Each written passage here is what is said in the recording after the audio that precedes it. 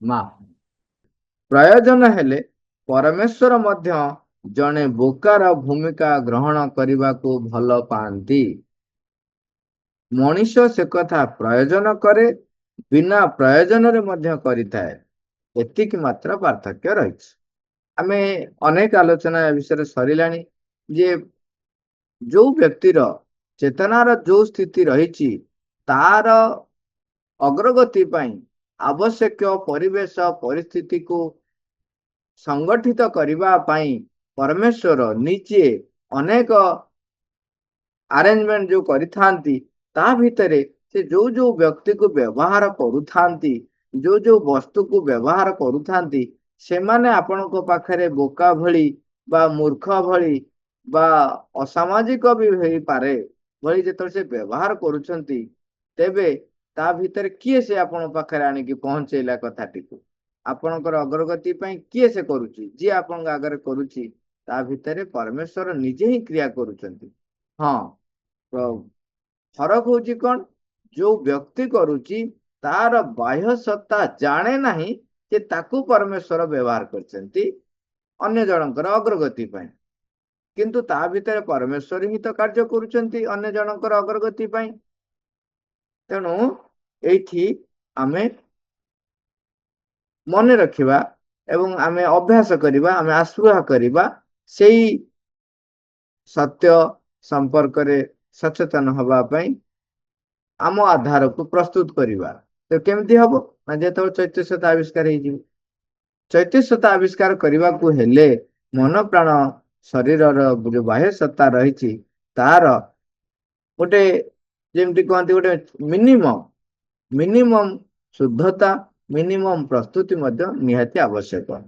ସେ ପ୍ରସ୍ତୁତି ଭିତରେ ଗୋଟିଏ କାର୍ଯ୍ୟ ଆମେ ବର୍ତ୍ତମାନଠୁ ଆରମ୍ଭ କରିପାରିବା, ଯୋଉଟା କି ହଉଛି ବାରମ୍ବାର ପ୍ରାର୍ଥନା କରିବା, ଆସ୍ପୃହା କରିବା ଯେ ଚୈତ୍ୟ ସତ୍ତା ମୋର ଆବିଷ୍କୃତ ହଉ, ଚୈତ୍ୟ ସତ୍ତା ମୋର ସମ୍ମୁଖକୁ ଆସୁ।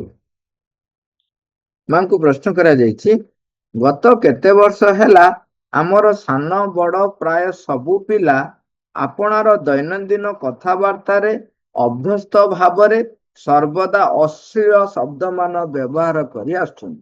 ଉଦାହରଣ ସ୍ୱରୂପ, ସେମାନେ କହୁଥିବା ପ୍ରତ୍ୟେକ ବାକ୍ୟରେ ବୋକା, ଗଧ ପ୍ରଭୃତି ଶବ୍ଦ ଅବଶ୍ୟ ରହୁଛି। ଭାରତୀୟ ଭାଷାରେ ରହିଥିବା ସେହିପରି ଆହୁରି କେତେ ଶବ୍ଦ ମଧ୍ୟ ରହୁଛି। ଏପରି କହିବା ସମୟରେ, ଏସବୁ କହିବା ସମୟରେ ସେମାନଙ୍କ ଭିତରେ ଯେ କୌଣସି ମନ୍ଦ ଅଭିପ୍ରାୟ ରହୁଛି ସେ କଥା ମୋଟେ ନୁହଁ। ଏହିପରି ଭାବରେ ଏତେ ସାଧାରଣ ହୋଇଯାଇଥିବା ଏହି ମନ୍ଦ ଅଭ୍ୟାସଟିରୁ ମୁକ୍ତ ହେବାରେ ଆମେ କିପରି ସେମାନଙ୍କୁ ସାହାଯ୍ୟ କରିପାରିବା? ବର୍ତ୍ତମାନ ବି ଆମ ସମସ୍ତଙ୍କ ପାଇଁ ମଧ୍ୟ ଏହି ସମସ୍ୟା ରହିଛି ଯେ ପିଲାମାନେ ଅଜାଣତରେ ତାଙ୍କର ମୁଖରୁ ଏହି ପ୍ରକାରର ଶବ୍ଦ, ଯୋଉଗୁଡା କି ଅଶ୍ଳୀଳ ଶବ୍ଦ ବାହାରି ଆସୁଛି। ଏଠି ସିଏ ବି ଲେଖିଛନ୍ତି ଯେ ସେମାନେ ତାଙ୍କର ମନ୍ଦ ଅଭିପ୍ରାୟ ନାହିଁ, ତାମାନେ ସେ ସେଇ ଅର୍ଥରେ କହୁଛନ୍ତି ବୋଲି କିଛି ମାନେ ନାହିଁ, ତାଙ୍କ ପାଟିରୁ ବାହାରି ଯାଉଛି। ଏଇ ପ୍ରକାର ଯୋଉ ମନ୍ଦ ଅଭ୍ୟାସଠୁ ସେମାନଙ୍କୁ ଆମେ କିପରି ମୁକ୍ତ ହବାରେ ସାହାଯ୍ୟ କରିପାରିବା? ମା ତାର ଉତ୍ତର କହୁଛନ୍ତି, କହିବା ପୂର୍ବରୁ ତୁମେ ଆଗ ଭାବି ତାପରେ ଯାଇ କହିବାକୁ ଶିକ୍ଷା କରିବାରେ ଏବଂ ନିଜର ବିଚାରକୁ ବ୍ୟକ୍ତ କରିବା ଲାଗି ଯେଉଁ ସବୁ ଶବ୍ଦ ଏକାନ୍ତ ଅପରିହାର୍ଯ୍ୟ, କେବଳ ସେତିକି ଶବ୍ଦ ବ୍ୟବହାର କରିବାରେ ଏହାର ଏକମାତ୍ର ପ୍ରତିକାର ରହିଛି। ପୁରା ଗୋଲଟି ଆମ ଉପରେ ପଡ଼ିଲା। ପୁରା କଣ କହିଲେ? ଆମକୁ ସଜେସନ ଦେଲେ, କଣ କରିବାକୁ କହିଲେ? କହିଲେ ତୁମେ ଯେତେବେଳେ ତାକୁ କିଛି କହିବାକୁ ଯାଉଛ ତା ପୂର୍ବରୁ ଆଗ ତୁମେ ଭାବିବ ଯେ ମୁଁ କଣ କହିବାକୁ ତାକୁ ଯିବି। ତାକୁ ଭାବିଲା ବେଳେ କଣ କରିବ? ନିଜ ବିଚାରକୁ ଯୋଉ ବ୍ୟକ୍ତ କରିବ ତା ପାଖରେ, ସେତେବେଳେ ଯେଉଁ ସବୁ ଶବ୍ଦ ଏକାନ୍ତ ଅପରିହାର୍ଯ୍ୟ, ଖାଲି ଅପରିହାର୍ଯ୍ୟ କହୁନାହାନ୍ତି, ଆମେ କହିପାରିଥାନ୍ତେ ଯେ ଯୋଉ ତାକୁ ବୁଝେଇ ଦିଅ, ନାହିଁ, ସେ ଯୋଉ ବୁଝେଇବ ତ, କହିବ ତ, କଣ କହିବ ଆଗ ତମେ ଭାବିବ। ପୁଣି ଭାବିଲା ବେଳେ କଣ କରିବ କହୁଛନ୍ତି? ଯେ ତୁମ ବିଚାରକୁ ବ୍ୟକ୍ତ କଲା ବେଳେ ଯୋଉ ଯୋଉ ଶବ୍ଦ ତମେ ବ୍ୟବହାର କରିବ ସେ ଶବ୍ଦ ଗୁଡିକ ଏକାନ୍ତ ଅପରିହାର୍ଯ୍ୟ ହେଇଥିବ। ଅପରିହାର୍ଯ୍ୟ ବୋଲି ଖାଲି ନୁହଁ, ଏକାନ୍ତ ଅପରିହାର୍ଯ୍ୟ ହେଇଥିବ। କେବଳ ସେତିକି ଶବ୍ଦ ବ୍ୟବହାର କରିବାରେ ଏହାର ପ୍ରତିକାର ରହିଛି। ନହେଲେ ଆମେ ଯଦି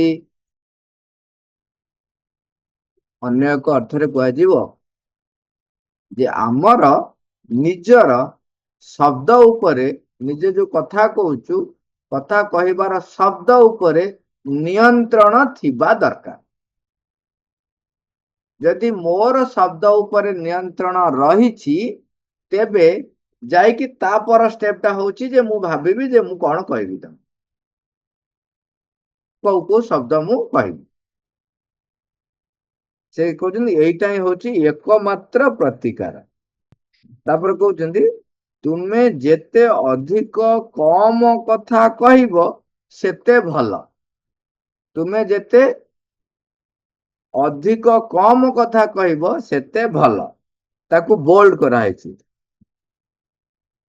ଏବଂ ଯଦି କାହାକୁ କିଛି କହିବା ଏକାନ୍ତ ଅପରିହାର୍ଯ୍ୟ ବୋଲି ମନେ ହେବ, ତେବେ ସେହି କ୍ଷେତ୍ରରେ ତୁମେ କେବଳ ଏକାନ୍ତ ଅପରିହାର୍ଯ୍ୟ ଶବ୍ଦ ଗୁଡ଼ିକୁ ହିଁ ବ୍ୟବହାର କରିବେ, ଆଉ ଅଧିକ କୌଣସି ଶବ୍ଦ ବ୍ୟବହାର କରିବ ନାହିଁ। ଏଠି ଆଦୌ କହିଲେ ନାହିଁ ଯେ ତୁମେ ତାଙ୍କୁ ବସି ଡାକିବ, ବସେଇଦବ, ପୁଳାଏ ଖଣ୍ଡେ ବୁଝେଇବ, କିଛି କହିଲେ ନାହିଁ। ସେଥିପାଇଁ କହିଲେ କଣ ଯେ ତୁମେ ଯେତେ ଅଧିକ କମ କଥା କହିବ ସେତେ ଭଲ।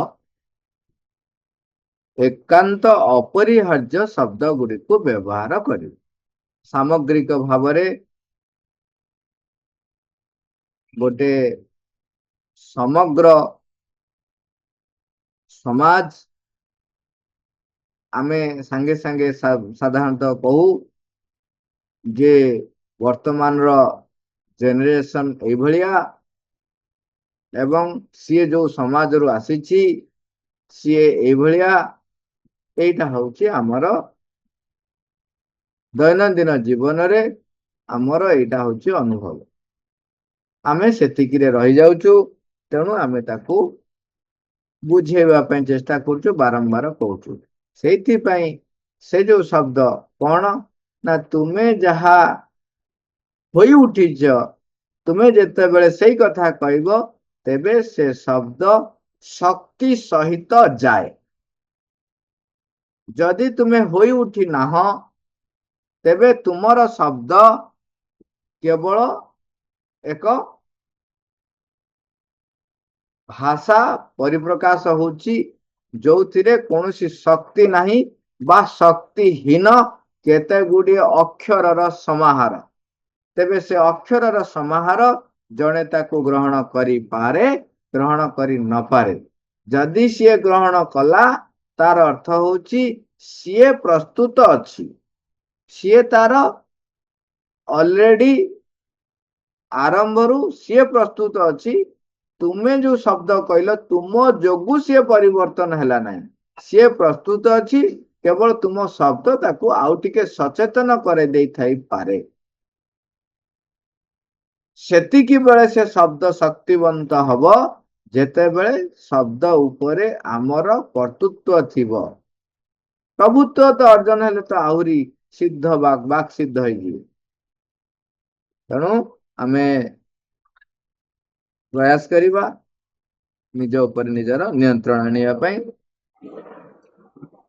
ତେଣୁ ଇଏ ମା ଏଠି ସିଧାସଳଖ ଗୋଟେ ସାଧକ ଯିଏ ଆସ୍ପୃହା କରୁଛି, ପୁରା ତାର ବ୍ୟକ୍ତିତ୍ୱଟି ସଂଗଠିତ ହବ, ତାହେଲେ ଯାଇକି ସେ ଶବ୍ଦଟିଏ ତା ଭିତରୁ ଯୋଉ ଅପରିହାର୍ଯ୍ୟ, ଏକାନ୍ତ ଅପରିହାର୍ଯ୍ୟ ଶବ୍ଦ ବାହାରିବ ବୋଲି ମା ଏଠି କହିଲେ।